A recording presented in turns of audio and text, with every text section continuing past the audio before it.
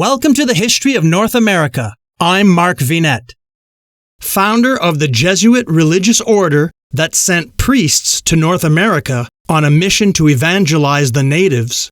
Ignatius of Loyola was a Spanish Catholic priest and theologian who dedicated his fascinating and adventurous life to being a soldier for Christ and leader of the Society of Jesus, better known as the Jesuits. Let's learn more about St Ignatius with the Catholic Saints podcast.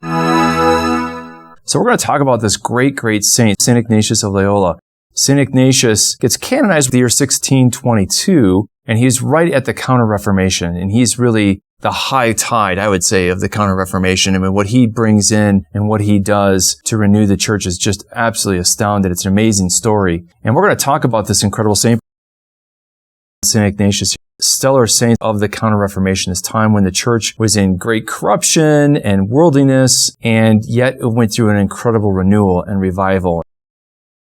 And the last time we had a great new springtime was really the Counter-Reformation, the time of people like St. Ignatius of Loyola. So let's just go back and talk about St. Ignatius of Loyola. He's born in 1491 in Spain, and that was a time when there was the beginning of a renewal in Spain. You had Cardinal Francesco Jimenez, who in the 1490s becomes the Cardinal Archbishop of Toledo. He works with Queen Isabella, and Queen Isabella really wants a reform of the church. And it's interesting that the reform of the church in Spain begins with a lay woman. It's Queen Isabella who really pushes and uses her royalty to push the Pope to appoint this Franciscan who's known as a holy priest, Francesco de Jimenez, Cardinal Jimenez.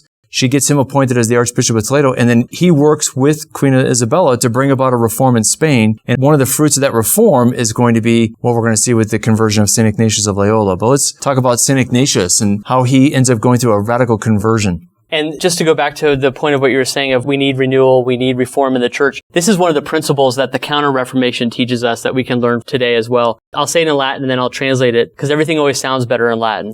Ecclesia semper reformanda, the church always reforming, that the church always needs to be in a spirit of reform.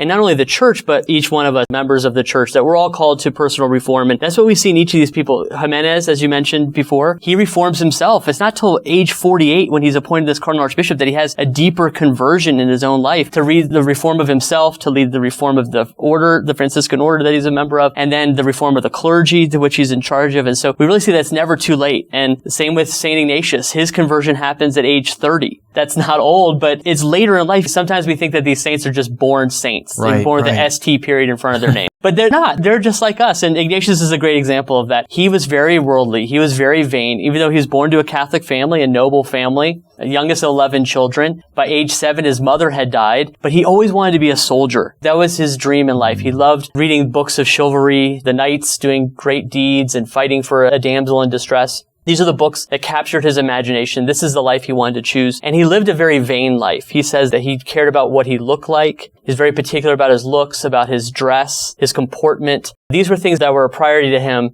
He sought his fortune in the army. So his conversion really takes place on the battlefield.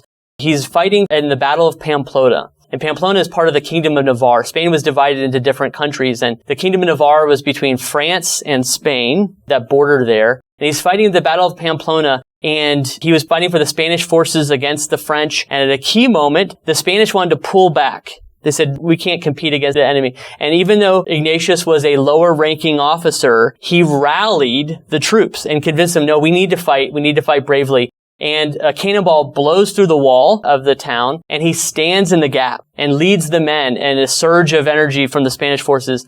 But another cannonball rips through his legs, really just tearing the left calf off, his right shin completely broken, and soon after the Spanish have to surrender. So he is convalescing. And this break was so bad that they had to set it, and they didn't set it really well. Resetting a broken leg without painkillers, you have to re-break the bone. That's incredibly painful. He almost dies on the battlefield because of this re-breaking of his leg. They did such a poor job of it. Actually, he has a bone protruding from his leg, and he didn't want to have that bone protruding, so they saw that part of the bone off that's protruding from his leg after the reset. But he's walking with a serious limp, and he was so vain, he said, I don't want to walk with the limp the rest of my life. Re-break the leg and reset it, and stretch it out with weights. This is his experience of life. And in terms of his vanity, what he's willing to suffer for vanity. And of course, he's going to reflect on that. Later on, he'll challenge himself. What is he willing to suffer for the sake of Jesus Christ? He's a tough guy of strong willpower already, even before his conversion. So he's recovering in a family's estate, and he asks for some books about the knights and the damsels and chivalry, romance and action novel. That's the popular reading then. And then they say, we don't have any of those books. We have a life of Christ, and we have some stories of saints.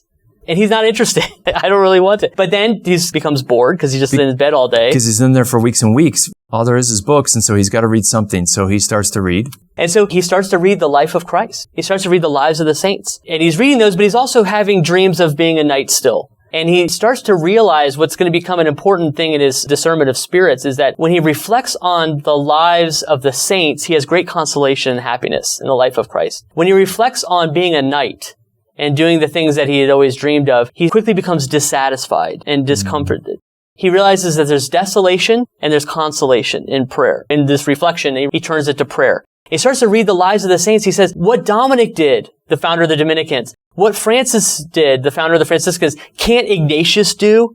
And so he's inspired by them, seeing that those are the real heroes. I love how he uses his competitive spirit. So Ignatius is the one who rises to the rank of an officer in the army, and he's a competitive guy. I mean, you can see in the battle, he's not going to give up even when the odds are against him. He's going to rally the men to fight the French. And once they lose Ignatius, they all give up. So you see his competitive leadership skills. And as he's reading the lives of the saints, as you say, Ben, he's competing with them. He's like, well, I can do that, or I can compete with that. What would it look like if I did as much penance or as much prayer as these guys? I could do that. He's using his imagination, thinking about being competitive and competing in a sense with these spiritual athletes of Christ, so to speak, these great saints, and harnesses that ambition. And one of the things that we like to discuss here at the Augusta Institute is that it was because of Cardinal Jimenez's initiative in getting a printing press that these stories were readily available for him to read. Jimenez used the new technology. He was innovative, and he used the new technology of the printing press to publish books. And he got these books, spiritual books. And so the life of Christ that Ignatius read, that was published by Jimenez in his printing press. I think it was by a German, Ludwig the Saxon, his life of Christ. Likewise with the lives of the saints. And so these books are laying around the castle because Cardinal Jimenez got a printing press at the university he founded for renewing theology and the study of the faith, and especially the study of Scripture at Alcalá. And so those books are there. And of course, they give him a book to read,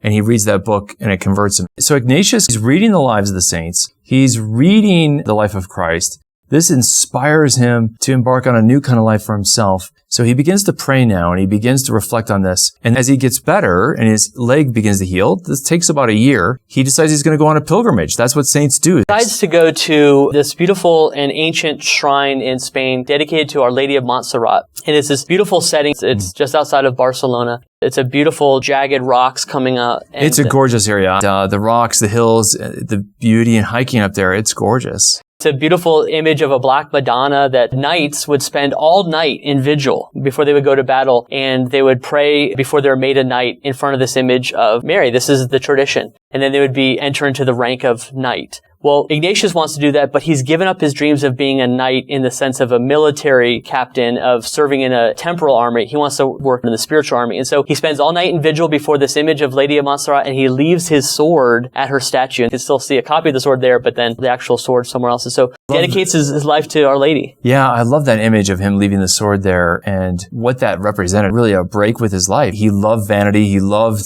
honor and position. And the sword represented all those things. It represented his social class. It represented his career. And so to leave that behind was a big sacrifice. Now, there's a story that as he's making his way to Montserrat, he runs into a Muslim and he gets mad at the Muslim. He talks about theology and God, and he almost takes out his sword and kills him. He makes a deal with God. He says, if that Muslim takes a right or he takes a left, I'm going to kill him if he goes right. I'm going to let him live if he goes left. And the providence was that the Muslim went left. This just shows his passion and his zeal for right teaching and the service of God. And his competitive spirit. Besides leaving his sword, he actually takes off all his royal garment, his noble armor and his noble garments, and then trades it for a beggar's cloth. And he goes just across the valley to a little cave called Manresa. And you can still visit that today. And it's in Manresa that he has a deeper conversion. He devotes himself to prayer. He's constantly praying and crossing the valley and going to Mass at Montserrat. He has a spiritual director that's Dominican. He's being trained by the Benedictines as well. So he's receiving the great fruits of these religious orders. He has no idea that he's going to found a religious order, but he's receiving this deep formation in Christian discipleship, praying, fasting, and beginning to jot down notes that he receives in his spiritual insights that become the base for the spiritual exercises. It's almost like a year-long spiritual retreat in the cave in Manresa, which, by the way, is so beautiful to go there. Ignatius spends so much time praying, and he gets the spiritual exercises there. That's where he discerns. So he uses the same practical principles for training as a soldier for training spiritually. And when he structures his Jesuits, the Society of Jesus that he founds later, the head of that order is called the Superior General. It's an army. I'm Mark Vinet, and I hope you're enjoying the ride.